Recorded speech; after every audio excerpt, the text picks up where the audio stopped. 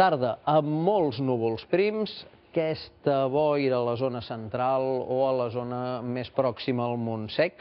Demà al matí les boires més extenses, més intenses, el vent del nord que no desapareix, demà a la tarda la temperatura màxima més alta i la boira que ja pot ser més persistent i més extensa a molts indrets de l'interior. Tarda tranquil·la a la resta de territoris, també demà amb menys núvols prims. Potser la boira ja sigui persistent a la zona central de la franja de Ponent.